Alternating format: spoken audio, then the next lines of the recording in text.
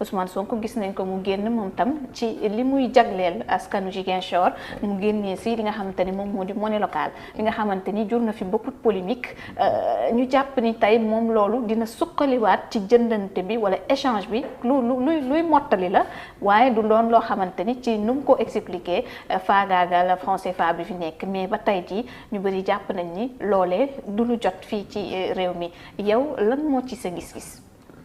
bon Aïda ñun ñuy jaar ci université ñun ñëpp ku ci nekk ci ñun xam nga ni monnaie locale moom c'est quelque chose bu yàgg exister Sénégal lu leer la en fait il faut aussi des fois les hommes politiques respecter ñu tuuti waaw moi c'est ce que je dis quoi il faut ñu respecter ñu tuuti bon ñëw ci principe monnaie locale. D'accord. D'une monnaie en général. La monnaie en général, c'est quoi? La monnaie, c'est un instrument bi nga xam ne seul un état souverain indépendant moo ko mën a utiliser. mooy comme ñun ñii CFA bi. Sénégal waaw. ñu bokk ak yeneen dëkk. banque BCEAO gérer ko gérer sa convertibilité ainsi de suite ak yeneen domaine yi nga xam ne c'est un peu souverain. mais les monnaies locales. c'est un peu sunu jigéen yi sunu yaay yi li nga xam ne moom la ñuy def tous les jours mooy tontine yi. waaw c'est-à-dire c'est des échanges c'est-à-dire léegi pour faciliter les échanges maanaam par exemple ñu jël benn zone comme Ousmane Sonko fële ca Ziguinchor la joxe exemple boobu.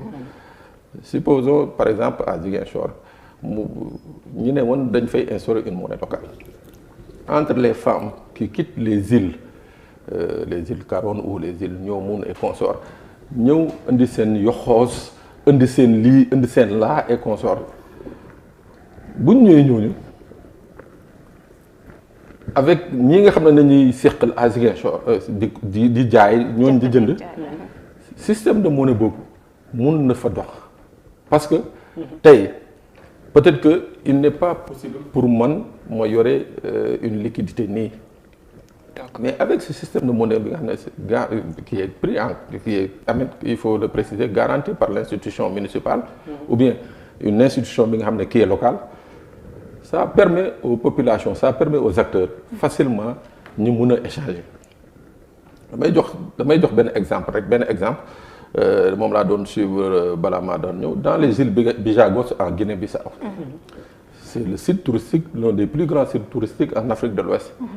Mais il faut que les populations, hôtels il faut dañu am seen monnaie locale c'est-à-dire boo ñëwee dafa am ay perles yu ñu lay jox. perles yooyu collier de perles.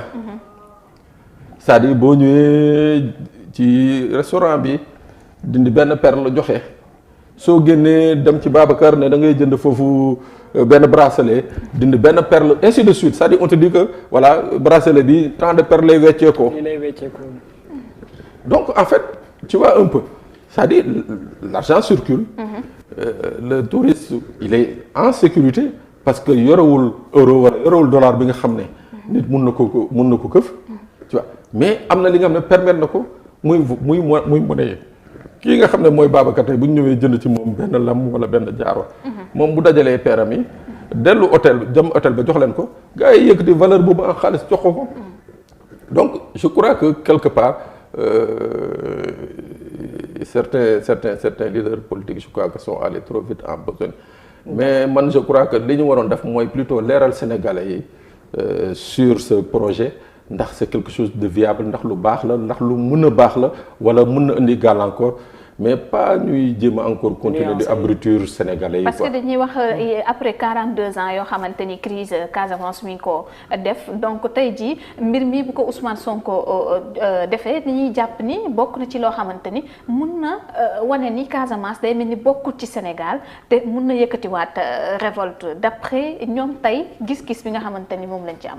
mais ñooñu di wax loolu man dama yaakaar ne que ils sont malhonnêtes et ils sont très malhonnêtes. parce que 2019 président moo dem fële Bignona campagne électorale président Macky Sall mii moo dem Bignona di campagne électorale ne leen boo leen buggee duggaat biir Sénégal voté leen ma. pourquoi ñoom ci jamono jooju wax ñu woon day yee fitne je crois que loolu moo gën a jekk ci yee fitne que ay monnaie locale la. ou bien. loolu moo ci gën a jekk. non c'est-à-dire li mu waxoon li président Macky Sall waxoon. parce que dañ jàpp ne boo leen bugg si vous voulez regagner le giron du Sénégal votez pour moi. noonu la ko waxee woon. ah noonu la ko waxee woon. wax ji moom vidéo baa ngi fii ba léegi. loolu donc buñ ko comparé moo gën a graaw lii mais nga xamante ni solution la bu Ousmane Sonko. c'est une solution d'un homme politique. ok qu'on l'accepte ou qu'on l'accepte pas c'est une solution qu'un homme politique a donné léegi mun naa ci bañ a ànd te man sama wàllu bopp ànduma ci parce que je me dis que par rapport au niveau de vie des populations foofu ak seen niveau jàng et consort je me dis que tollooguñu foofu. tollooguñu man waaw. compréhension da ciy poser problème. da ciy poser problème.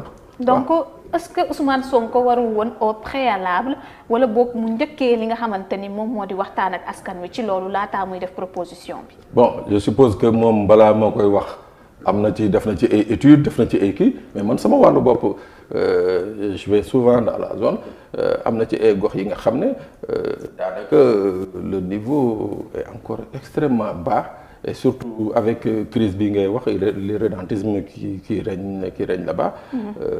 Donc voilà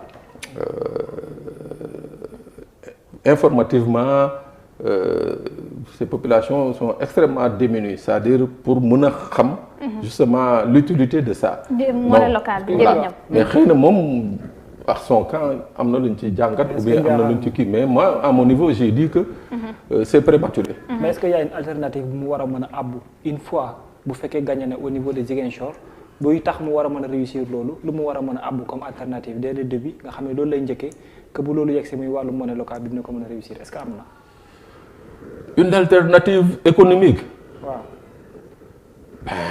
Écoute, il y a beaucoup d'alternatives je crois que Sénégal dañu xeeb suñu bopp rek mais yaakaar naa bu ñu jëloon option wu développer ou bien option wu aller vers l'émergence yaakaar naa que les têtes sont là yaakaar naa que tout est là pour que ñu mun am mais en parlant d'option pour concernant éventuellement Ousmane Sonko bu falon je dis l'employabilité d'abord l'employabilité. nga waroon jiital. waaw nañu waroon teg en place. parce que boo ko xoolee c'est l'une des régions moi j'ai été agréablement surpris quand il y a quelques 10 ans j'ai découvert là-bas. Donc depuis lors quand j'ai découvert mënatuma ko bàyyi damay dem. tellement que voilà j'ai été agréablement surpris. Donc je dis il y a plein de choses. suuf saa ngi fii le soleil est là la plage est là l'océan est là. meññeenteef bi également meññeenteef bi. un delta poissonnier l'un des meilleurs deltas poissonniers d'Afrique. C'est-à-dire dem fu mel ni Kafountine tu vois des centaines de pirogues yu jógee Libéria Sierra Leone Congo ñëw di napp si foofu. Donc je crois que tey jii loolu yëpp bu ñu ko mettre en valeur mooy fexe ba mu am possibilité d'abord inciter les gens à aller vers le travail parce que c'est important d'inciter les gens à aller vers le travail parce que dans une zone de guerre le malheur dans une zone de guerre mooy que les populations ont souvent tendance à se réfugier dans la facilité mooy lan dans l'assistanat. Est-ce que nekkul peur. Ouais. C'est la tendance. Partout où il y a une zone de guerre, tout le monde, les gens pensent que nous n'avons plus aucun droit. Le seul droit que nous avons, c'est de tendre la main pour qu'on nous donne. Donc, je vais donner un exemple très terre à terre que moi-même, personnellement, j'ai vécu. Quelqu'un qui avait un grand domaine au Cap Skirring, un grand terrain, on discutait comme ça. Il ne sait pas qu'est-ce qu'il va faire parce que tu as 4 hectares. Va faire une délibération ou un ICAD. Tu as des documents qui te permettent d'aller vers une institution bancaire mu abal la xaalis. Ces 4 hectares-là, tu les exploites. Dans 2 ans, tu es millionnaire. Non. Gëmuko, il a préféré vendre le terrain. Ki mu ko jaay kooku tabax fa hôtel tabax fa benn tool. Ça li ma lay wax il y a 5 ans. Ren ji bi ma fa demee il a construit une belle maison. Sa femme est dedans, ses enfants sont dedans. Mais moom il est gardien du gars ki mu jaay affaire bi. ah waaw moom mooy gardien hôtel bi foofu. donc gis nga un peu. moom mi jaay terrain. voilà un travail bi nga xam ne. je Effectivement. crois que les élus les prochains élus devront mettre ça en avant mooy d'abord fexe soññu nit ñi ñu gëm seen bopp soññu nit ñi ci li may wax le sens de l'appartenance nationale parce que aussi il faut pas se voiler la face Aïda. mooy que foofu avec la crise là beaucoup de gens dem nañu ba nga xam ne benn moment ils ont préféré se réfugier en Guinée-Bissau.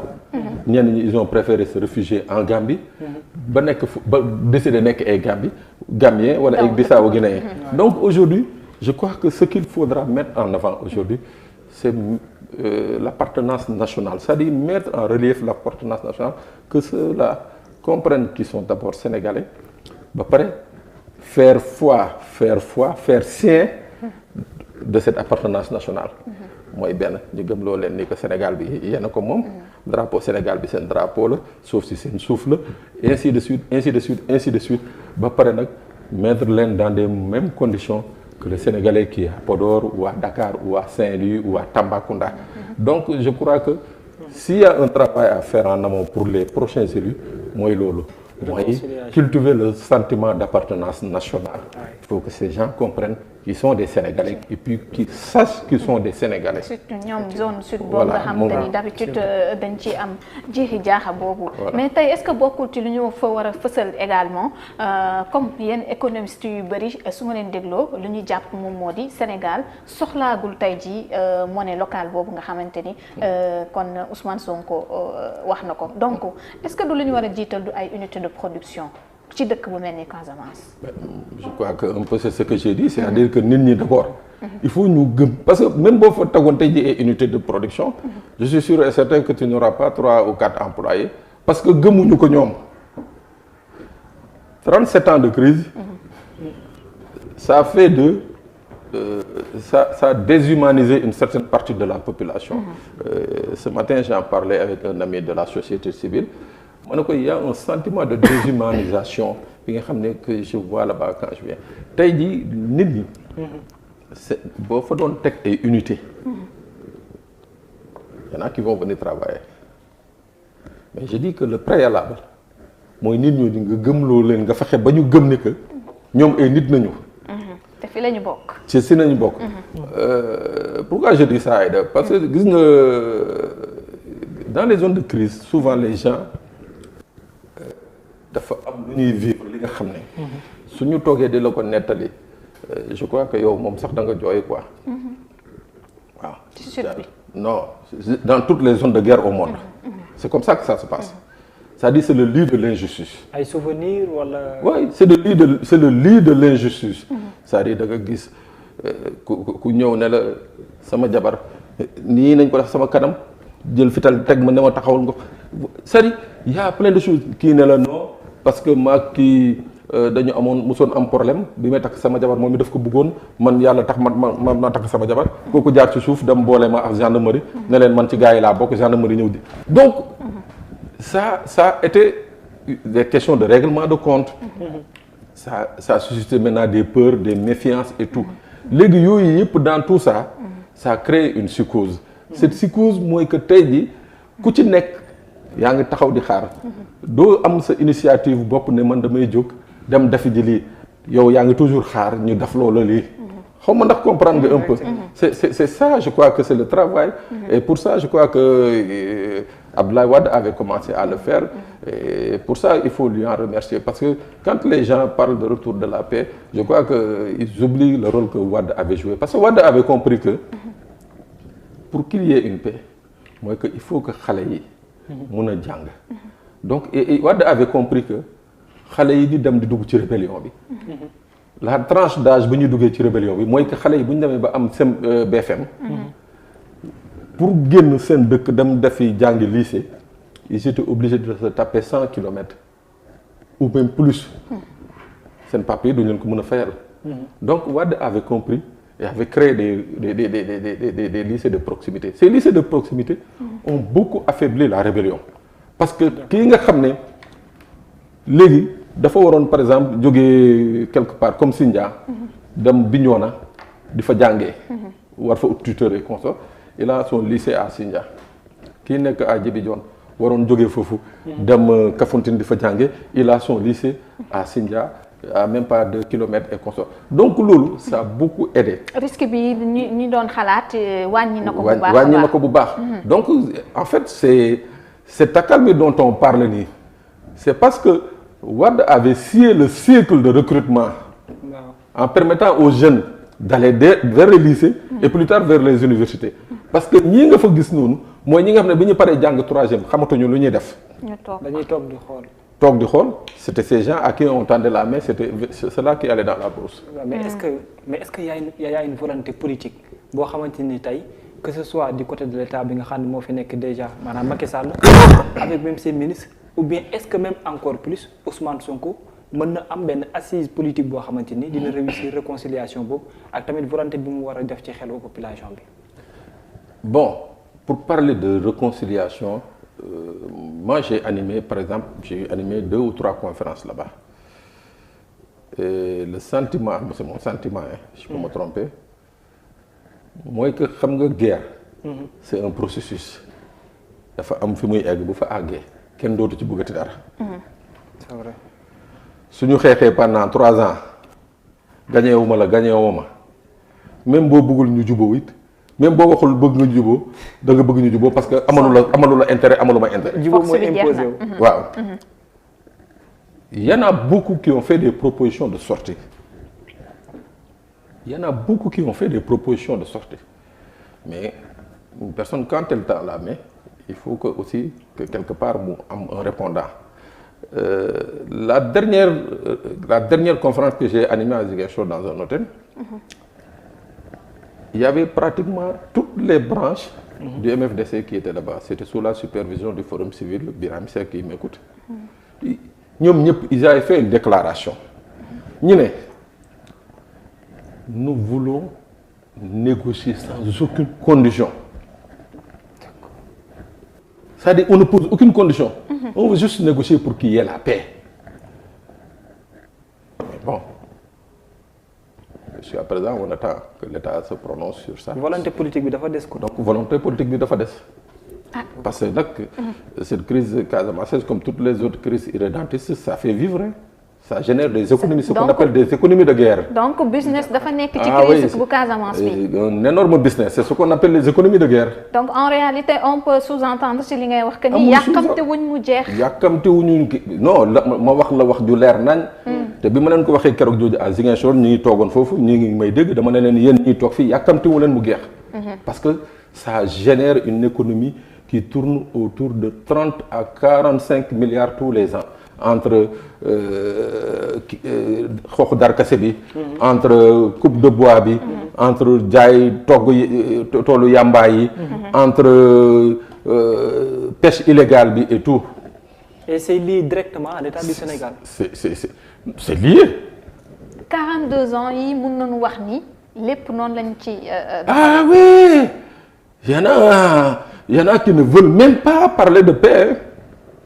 Il y en a qui ne veulent même pas parler de paix. Qui précisément? Bon, su ma ko waxee fii dañ may jël si fii jël si leen bon je préfère ngeen ñëw sama télé ma wax ko. Alors mi ngi noonu.